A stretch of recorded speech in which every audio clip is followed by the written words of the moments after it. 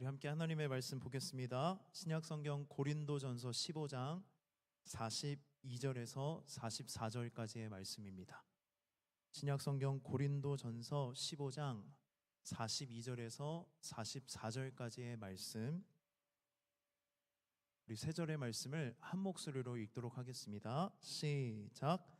죽은 자의 부활도 그와 같으니 썩을 것으로 심고 썩지 아니할 것으로 다시 살아나며, 욕된 것으로 심고 영광스러운 것으로 다시 살아나며, 약한 것으로 심고 강한 것으로 다시 살아나며, 육의 몸으로 심고 신령한 몸으로 다시 살아나나니, 육의 몸이 있은즉 또 영의 몸도 있느니라. 아멘. 여러분, 한 주간 어떻게 지내셨습니까? 지난 주일에 제가 4월 한 달 동안은 우리 부활에 대한 말씀을 전하고 말씀을 듣고 그 부활의 생명과 기쁨에 충만한 한 달을 보냈으면 좋겠다, 이렇게 선포를 했는데요. 정말 여러분의 한 주를 돌아보면서 내 한 주의 삶이 부활 생명으로 충만하셨습니까? 아멘. 네. 죽음에서 부활하시고 살아계신 예수님의 임재가 여러분의 학교와 일터, 삶의 자리에서 경험됐나요? 한 주간 여러분 승리하고 돌아오셨습니까? 네, 아멘 해주셔서 감사합니다. 우리가 예수님의 부활을 믿지만 왜 내 삶 가운데 예수님의 생명을, 그리고 살아계신 예수님의 임재를, 승리하심을 경험하지 못할까? 이게 오늘 사회교회의 주제입니다. 왜 나는 예수님의 부활을 믿는데 도대체 왜 우리의 삶 가운데 예수님의 부활의 능력이 드러나지 않을까? 경험되지 않을까? 그리고 우리가 어떻게 하면 그 부활의 기쁨과 능력을 누리며 살아갈 수 있을까에 대한 말씀을 오늘 함께 나누고자 합니다. 저도 한 주간 그렇게 설교를 하고 새벽마다 여러분의 삶 가운데에 부활의 능력과 기쁨과 소망이 흘러 넘치기를 위해서 새벽마다 기도했습니다. 얼마나 나타났는지 모르겠는데요. 동시에 제 삶 가운데서도 그러한 능력과 은혜가 나타나기를 간절히 기도했습니다. 그렇게 기도하다 보니 제 삶 가운데에 강낭콩을 통해서 하나님 부활의 은혜를 경험하게 하셨습니다. 그래서 첫 번째 설교 주제가 뭐냐면 강낭콩의 은혜예요. 사진 한번 보여주실래요? 제 아들 세움이에요.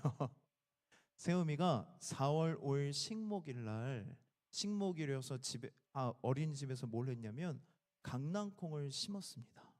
그리고 그 강낭콩을 집에 가져왔는데 어린이집 선생님이 뭐라고 이야기하셨냐면 3일마다 물을 주시고 햇빛을 잘 쐬주면 싹이 올라올 거예요 라고 이야기하셨어요. 그래서 그 말씀대로 물을 주고 창문을 열어서 햇빛을 쐬주니까 정말 싹이 올라왔습니다. 그 다음 사진 보여주세요. 지금 하나 보이세요? 아침에 싹이 일어났는데요, 되게 신기하더라고요. 그래서 세움이가 잠에서 깨자마자 이 화분을 보여주니까 세움이 반응이 어땠을까요? 눈이 동그래지면서 되게 신기해하더라고요. 그러니까 자기가 이렇게 했던 것에서 그렇게 싹이 튀어나오니까 그게 신기했던 것 같습니다. 근데 며칠이 지나자, 한 번 더 넘겨주실래요? 지금 잘 안 보이지만 두 개가 올라왔고 하나가 중간에 또 올라오고 있습니다.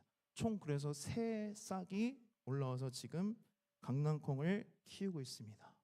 그래서 아침마다 우리 집 모닝 루틴이 뭐냐면 강낭콩이 얼마나 자랐는지 세우미와 확인하는 게 아침 루틴입니다. 강낭콩을 보면서 제가 뭘 묵상하게 됐냐면요, 예수님의 부활에 대해서 묵상하기 시작했습니다. 그러면 여러분 그런 생각을 하실 수도 있을 것 같아요. 도대체 목사님은 얼마나 신실하길래 강낭콩을 보고 부활을 묵상할 수 있을까? 제가 부활의 신앙으로 충만해서 그런 게 아니라 저도 부활 신앙으로 살아가고자 발버둥 치다 보니 강낭콩을 보면서 뭘 묵상하게 되냐면 예수님의 부활의 은혜에 대해서 묵상하기 시작했습니다. 그래서 오늘은 강낭콩을 보면서 제가 묵상했던 예수님의 부활에 대해서 그 은혜를 나누면서 설교를 시작하려고 합니다. 강낭콩이 이렇게 싹이 올라오니까요, 세우미가 그걸 보고 되게 신기했어요.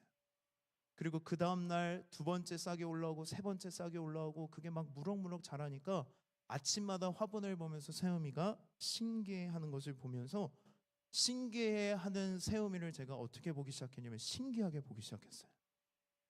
왜 그랬냐면 저한테는 이 강낭콩이 그렇게 신비롭지 않기 때문이에요. 저도 어렸을 때 강낭콩을 심어봤고 강낭콩에게 물을 주면 자란다는 것도 알고 이 씨앗을 심었을 때 물을 주면 자라난다는 지식을 갖고 있었기 때문에 저한테는 강낭콩이 자라는 게 전혀 새롭지도 않고 그게 경이롭게 보이지도 않았습니다. 그런데 새우미에게는 이게 처음이고 너무 신비하고 경이롭게 와닿던 것입니다. 그런데 우리의 어릴 때를 돌아보면요, 우리는 항상 경이감 속에서 살아갑니다. 어린 시절을 떠올려 보십시오. 모든 것이 다 어때요? 새롭게 와닿아요. 신비하고 맛보고 만져보고 쳐다보면서 매일매일 새로운 것들의 경험을 하다 보니 어린 시절 우리는 어디 속에서 살아가냐면 경이감 속에서 살아갑니다. 하지만 이런 경이감이 점점점 사라져 갑니다. 유진 피터슨 목사님은 이걸 뭐라고 표현하셨냐면 경이감의 해체라고 표현합니다. 유진 피터슨 목사님은 경이감이 사라져가는 여러 가지 이유가 있겠지만 경이감이 사라져가는 가장 큰 이유를 뭘로 꼽으시냐면 우리가 모든 일에 익숙하고 모든 일을 점점 잘하게 되면서 내가 잊고 있는 모든 생활 반경이 내 손 안에 들어오고 통제하게 됐을 때에 조절이 가능하게 될 때에 뭘 잃어버린다고 이야기하시냐면 경이감을 잃어버린다라고 말씀하십니다. 이런 경이감의 상실이 가장 잘 유지되는 것이 어딜까요? 여러분의 일터, 학교, 내 삶의 자리에서 여러분 매일매일 놀라십니까? 와, 새롭다. 오늘도 출근했더니 부장님 얼굴이 너무 다 웃으시죠? 너무 교수님이 와, 이런 가르침을 주시네. 제 발령기를 잘 감상하셨습니까? 이런 경이감을 여러분 느끼세요? 안 느끼세요? 안 느낀단 말이에요.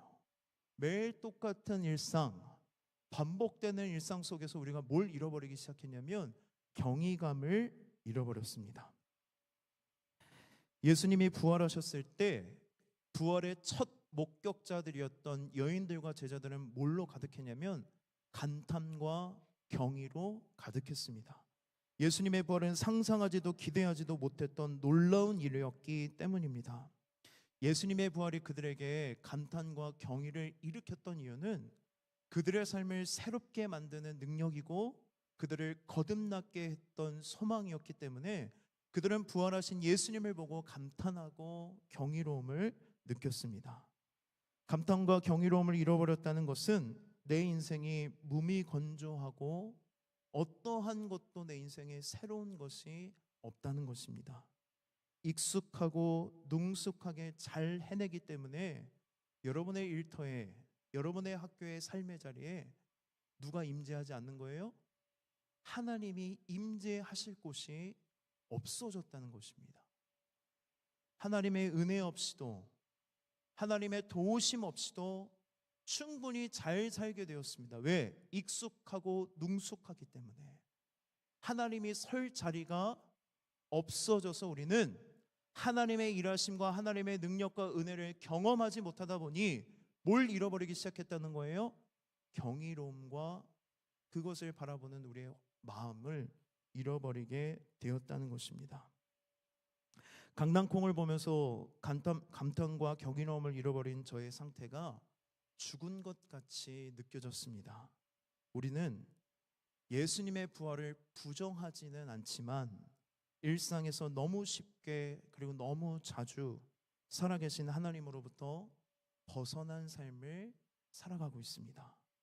이러한 삶은 살아있는 것처럼 보이지만 죽은 것과 마찬가지입니다.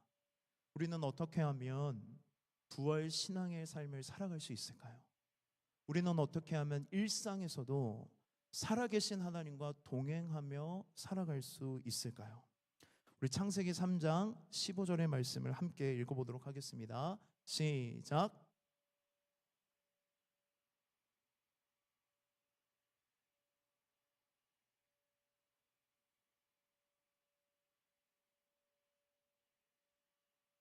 아멘.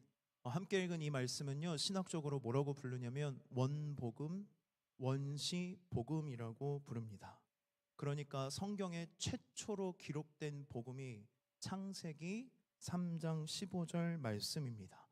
우리가 창세기 3장의 말씀의 배경을 보면 하나님께서 아담과 하와에게 에덴 동산에 있는 모든 나무의 열매는 먹어도 되지만 동상 중앙에 있는 선악을 알게 하는 선악과는 먹으라고 하세요? 먹지 말라고 하세요? 먹지 말아라.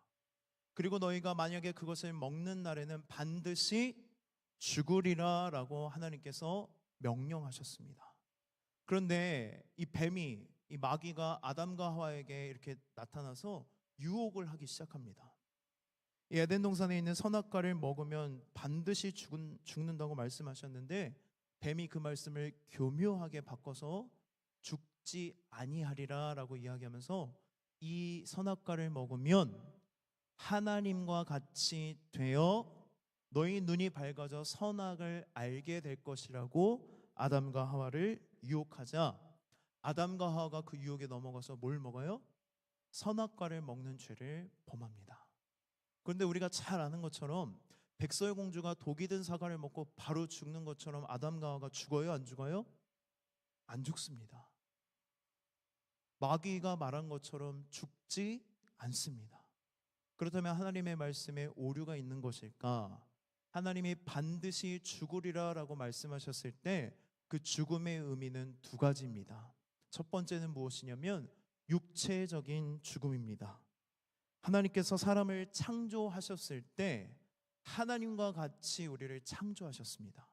그것은 무엇을 의미하냐면 우리는 하나님처럼 영원히 존재하는 존재로 창조되었다는 거예요.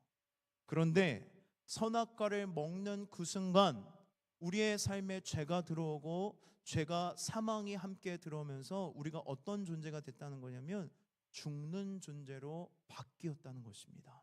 그 말씀이 어디에 기록되어 있냐면 로마서 5장 12절에 이렇게 기록되어 있습니다. 그러므로 한 사람으로 말미암아 죄가 세상에 들어오고 죄로 말미암아 사망이 들어왔나니 이와 같이 모든 사람이 죄를 지었으므로 사망이 모든 사람에게 이르렀느니라. 그래서 여러분, 사람은 누구나 태어나면 어떻게 돼요? 죽습니다. 죽는 날이 우리에게 정해져 있습니다. 죄의 문제는 곧 죽음의 문제입니다.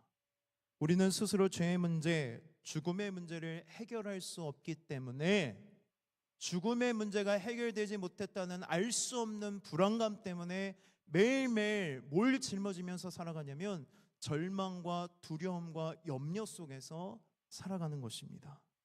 이것이 바로 죽음의 문제, 죽음으로부터 비롯된 문제입니다. 두 번째 죽음의 의미는 무엇이냐면 영적인 죽음입니다. 죄를 지으면요, 우리가 잘 아는 것처럼 하나님과의 관계가 어떻게 돼요? 끊어집니다. 하나님과 관계가 끊어지는 걸 뭐라고 부르냐면 영적인 죽음이라고 말합니다. 하나님과 관계가 끊어지고 영적으로 죽으면 어떻게 될까요? 선악과를 먹는 죄를 범한 아담과 하와를 보면 이 영적인 죽음이 얼마나 무서운 것인지 알 수 있습니다. 아담과 하와가 죄를 짓자 그들의 눈이 밝아집니다. 그러면서 뭐가 보이기 시작하냐면 벌거벗은 자기의 몸을 보고 부끄러워해서 옷을 입어요. 그것은 벌거벗은 것에 대한 부끄러움이 아니라 뭐에 대한 부끄러움이냐면 내가 죄를 지었다는 수치심, 죄책감 때문에 그들이 그것을 가리려고 옷을 만들어 입는 것입니다. 옷을 만들어 입어도 그게 가려지지 않자 그들이 뭘 해요? 하나님을 피해서 숨습니다. 영적으로 죽는다는 것은 바로 이런 뜻입니다. 내가 하나님을 두려워하게 되고 하나님을 피하게 되고 하나님으로부터 관계가 끊어지는 것이 바로 영적인 죽음입니다. 거룩하신 하나님 앞에 죄는 존재할 수 없기 때문에 하나님께서 아담과 하와를 에덴 동산에서 어떻게 하세요?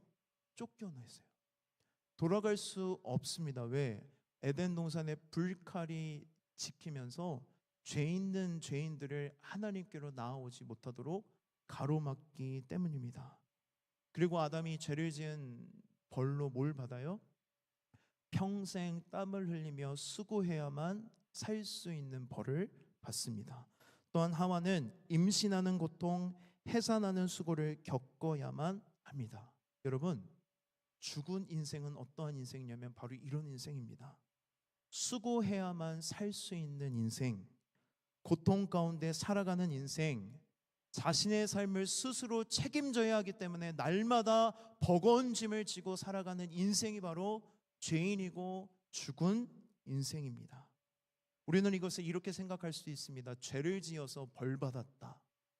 여러분, 명확하게 말하면 죄를 지어서 하나님이 벌을 주신 게 아니라요, 생명의 주인이시고 모든 좋은 것의 주인이신 하나님으로부터 멀어지기 시작하면서 우리의 인생의 불행이, 비극이 시작됐다는 것입니다.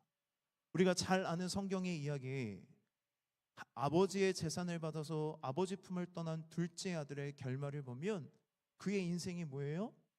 결핍된 인생이에요. 왜 결핍된 인생이냐면 하나님 아버지로부터 떠나는 순간, 하나님과 관계가 단절되는 순간 우리는 어떻게 살아가야 되냐면 무한하신 자원을 갖고 있는 하나님으로부터 멀어지면서 유한한 자원을 가지고 살아가게 됩니다. 그러다 보니 유한한 자원을 가지고 서로 나누는 게 잘 돼야 안 돼요? 그래서 죄인들은요, 경쟁하고 싸우고 뺏고 내 존재 가치를 증명해야만 살 수 있는 존재가 바로 하나님과 관계가 단절된 죄인의 삶, 죽은 인생이라고 말할 수 있습니다. 죽음은 그 자체만이 아니라 죽음의 세력이 있어서 우리가 누려야 할 진정의 삶의 가치를 빼앗아갑니다. 가치와 의미를 빼앗긴 삶은 그 빈자리를 채우기 위해 뭘 채우기 시작하냐면 세상의 상대적인 가치인 돈, 인기, 명예, 인정과 같은 그 상대적인 가치를 통해서 채우려고 시도하고 거짓된 실존 속에서 살아가다 보니 특징이 뭐냐면 늘 공허해요. 많이 가진 것 같아 보이지만 늘 만족하지 못합니다. 왜? 하나님으로 채워야 될 자리에 우상으로 채우기 때문에 채워져요, 안 채워져요? 채워지지 않으니 만족하지 못하고 늘 불행하며 자기 존재를 사랑하지 못하는 불행한 인생을 살아가는 것이 바로 죄인의 인생이고 우리가 살아있으나 죽은 것 같은 인생입니다. 우리는 어떻게 하면 이 죽음의 세력으로부터 자유할 수 있을까요? 우리는 어떻게 하면 죽음의 문제를 해결할 수 있을까요?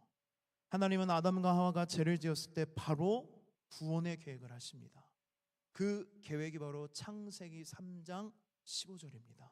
우리 이 배경을 가지고 3장 15절 말씀을 다시 한번 읽어보도록 하겠습니다. 시작.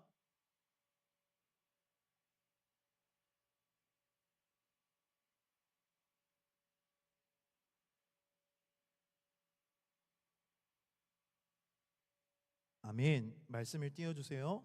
3장 15절은요, 이 아담과 하와를 유혹했던 뱀, 마귀에게 하나님이 내리신 벌입니다. 근데 말씀을 잘 보면 내가가 누구예요? 하나님이 너로 마귀에게 여자와 원수가 되게 하고 내 후손도 누구의 후손과 여자의 후손과 원수가 되게 한다고 말씀하세요. 여기서 말하는 여자의 후손이 누구를 뜻하냐면 예수님을 뜻합니다. 예수님이 어떻게 태어나세요? 요셉과 마리아 사이에서 태어나시나요? 아니요. 동정녀 마리아가 성령으로 임신하게 되면서 여자의 몸으로 태어납니다. 하나님이 말씀하신 여자의 후손이 바로 누구를 뜻한다고요? 예수님을 뜻해요.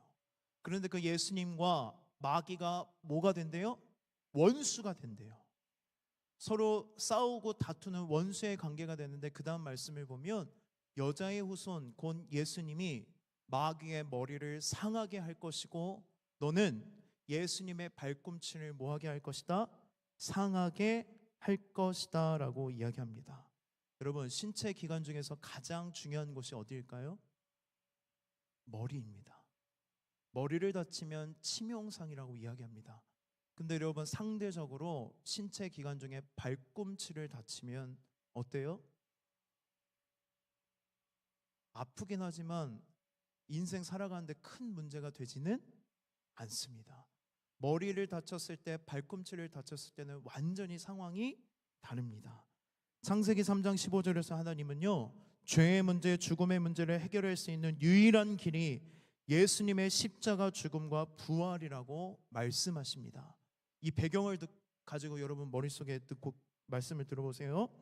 마귀는요, 세상의 모든 권력과 힘을 다 모아서 누구를 십자가에 못 박는데 성공합니까? 예수님을 십자가에 못 박는데 성공합니다.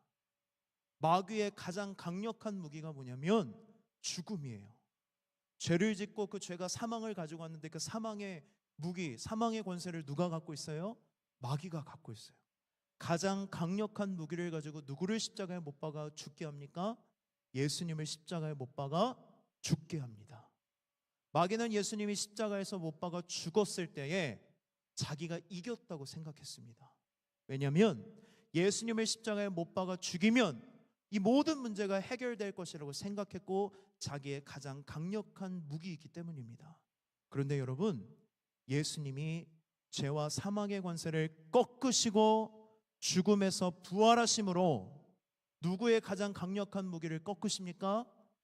마귀의 가장 강력한 무기인 죽음의 권세를 꺾으신 사건이 바로 부활입니다. 그래서 창세기 3장 15절의 말씀처럼 예수님의 부활하신 이 놀라운 능력은, 이 놀라운 권세는 마귀의 머리를 상하게 하는 것입니다. 그럼 지금 마귀는 어디를 얻어맞은 거예요? 머리 한 대 맞는 게 아니라 머리가 날아간 거예요. 헤드샷이라고 하죠. 헤드샷 맞으면 총게임에서 어떻게 돼요? 다 한 방에 죽잖아요. 마귀가, 예수님이 부활하시면서 마귀의 머리가 날려버린 것입니다. 더 이상 죽음뿐만이 아니라 죽음에서 비롯된 모든 문제가 십자가에서 죽으시고 부활하심으로 해결됐습니다. 믿으십니까? 예수님이 승리하셨습니다. 이것을 믿는 게 뭐예요? 부활 신앙입니다. 죽음은 더 이상 우리에게 문제가 되지 않고 죽음에서부터 비롯되는 모든 문제도 더 이상 우리에게 문제가 되지 않는다는 것이 부활 신앙입니다. 그런데 여러분, 우리가 부활을 믿는다고 하지만 왜 우리의 삶 가운데는 죽음의 그림자가 드리울까? 왜 여전히 우리는 죽음의 문제를 해결하지 못하고 거기에서 벌벌 기며 염려하며 두려워하며 절망 가운데 패배자처럼 살아가게 될까? 우리가 아직 확실히 죽지 않았기 때문입니다. 역설적인 표현입니다. 여러분, 죽음의 세력으로부터 자유하려면 우리는 완전히 죽어야 합니다. 죽음을 길들이는 유일한 방법은 예수님과 함께 죽는 것밖에 없습니다. 죽어야 삽니다. 죽지 않으면 부활도 없습니다. 그래서 바울은 뭐라고 이야기합니까? 나는 날마다 죽노라. 나는 날마다 죽노라. 우리는 날마다 예수님과 함께 십자가에서 죽어야 합니다. 우리는 날마다 내 삶의 일부가 죽어가는 것에 익숙해져야 합니다. 내 자신을 섬기고 내 자신을 보호하려는 내가 소중히 여기던 습관들을 이제 우리는 뭐 해야 되냐면 십자가에 못 박아야 합니다. 내 안위를 위해서, 내 편안을 위해서, 내 행복을 위해서 살려고 하는 마음을 다 어디에 못 박아야 돼요? 십자가에 못 박아 죽여야 합니다. 십자가에 못 박지 않으면 계속해서 우리의 삶에는 죽음의 그림자가 드리워 죽음으로부터 자유할 수 없습니다. 여러분, 죄의 본질이 무엇입니까? 우리는 아담과 하와를 통해 죄가 무엇인지를 알 수 있습니다. 아담과 하와가 선악과를 먹으려고 했던 결정적인 마귀의 유혹이 무엇이었어요? 너 이거 먹으면 하나님과 같이 된다. 그 말에 아담과 하와가 선악과를 먹는 죄를 범하게 됩니다. 하나님과 같이 된다는 게 무슨 뜻일까요? 문선명, 이만희, 정명석 같은 교주가 돼서 내가 살아계신 하나님이다라고 말하는 게 하나님처럼 된다는 것일까요?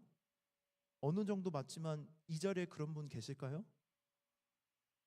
그럼 오늘 남아서 저랑 상담하고 가세요. 이 자리에 그런 분들은 한 분도 없을 거예요. 하나님같이 된다는 말은요, 무엇은 뜻이냐면 하나님의 도움 없이도 충분히 잘 살 수 있다는 생각이 하나님같이 된다는 말입니다. 하나님의 은혜 없이도 나는 살 수 있어라는 교만함과 착각이 바로 죄의 본질입니다. 내 능력, 내 지식, 내 경험을 의지하여 하나님 없이도 충분히 잘 살 수 있다는 교만함, 그것이 바로 죄입니다. 제가 설교 서두에 강낭콩 이야기를 계속했습니다. 우리가 감탄과 경의를 잃어버린 이유에 대해서 유진 피터슨 목사님은 뭐라고 이야기했어요? 삶의 능숙함과 익숙함이라고 이야기했습니다. 여러분, 세상은 계속해서 우리에게 뭐라고 유혹합니까? 익숙해져야 된다고 이야기합니다. 능숙해지라고 이야기합니다. 그것이 능력이고 그것이 가치가 있다고 계속해서 우리에게 이야기합니다. 그래서 우리의 삶에 하나님의 개입을 막습니다. 일터에서, 학교에서, 삶의 자리에서 내가 익숙하고 능숙해서 내 힘과 내 지식과 내 경험으로 충분히 가능하다고 생각할 때 하나님은 우리의 삶에 들어와 계실 곳이 없어지게 되는 것입니다. 익숙함과 능숙함은 우리에게 하나님으로부터 멀어지게 하고 우리의 생명을 빼앗고 결국 우리를 죽게 만듭니다. 우리는 익숙하고 능숙하게 일처리는 하지만 그곳에서 내가 생명을 느끼지 못하고 기쁨과 행복을 누리지 못하고 만족하지 못하고 알 수 없는 불안과 초조함과 두려움 때문에 잠을 못 이루고 잠에서 잘 일어나지 못할 때가 있습니다. 내가 있는 곳, 내가 하는 일, 내가 처한 모든 상황 속에서 내가 하나님이 되어 모든 것을 통제하려는 그 마음, 그것은 바로 죽은 인생입니다. 그래서 우리는 삶이 통제되지 않을 때 분노하고 불안해합니다. 여전히 죽음의 세력에 영향받으며 살아갑니다. 여러분, 이런 마음이 여러분의 삶 가운데 불쑥불쑥 찾아올 때마다 우리는 예수님과 함께 죽어야 합니다. 그리고 예수님과 함께 다시 살아날 것을 확신해야 합니다.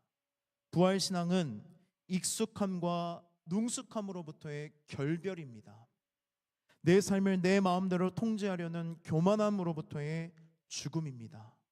내 경험, 내 지식, 능력을 의지하지 않고 오직 하나님만 의지하고 오직 하나님의 말씀대로 순종하며 살아갈 때 우리는 매일매일 죽는 것이고 죽음 뒤에 우리는 부활을 경험하게 될 것입니다.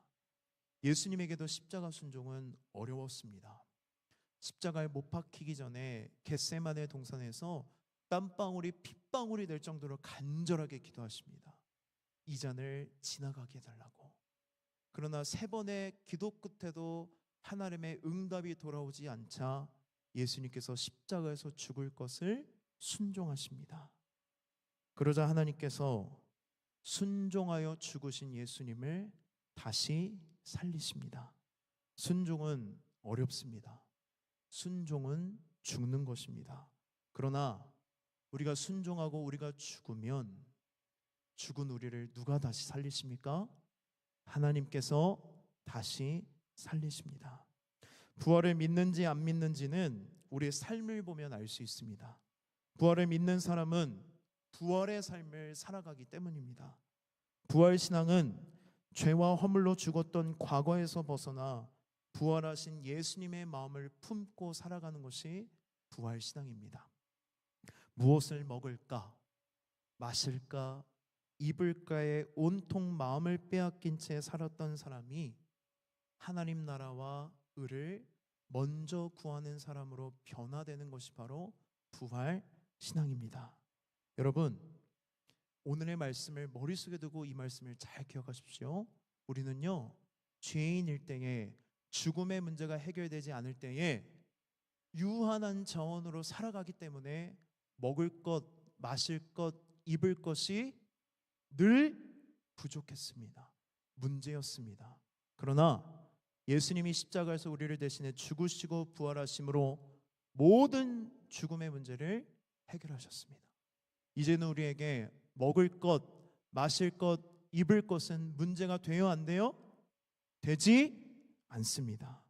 더 이상 우리는 유한한 자원이 아니라 무한하신 하나님 안에서 살아가기 때문에 문제가 되지 않습니다. 여러분, 예수님을 믿으십니까? 예수님의 부활을 믿으십니까? 그렇다면 여러분, 먹을 것, 마실 것, 입을 것, 그리고 내 행복과 내 안위와 내 편안과 내 자유와 내 시간을 구하지 말고 먼저 그 나라와 의를 구하십시오. 여러분, 절대로 순종을 미루지 마십시오. 섬김을 미루지 마십시오. 주의 일을 미루지 마십시오. 주의 사역을 미루지 마십시오. 지금 당장 하나님이 나에게 맡겨주신 귀한 일들을 순종할 때에 우리는 날마다 죽는 것이고, 그 죽음을 통해 우리는 부활을 날마다 일상 가운데서 경험하게 될 줄 믿습니다. 우리 마지막으로 오늘 본문의 말씀인 고린도전서 15장 42절에서 44절의 말씀을 함께 읽도록 하겠습니다. 시작.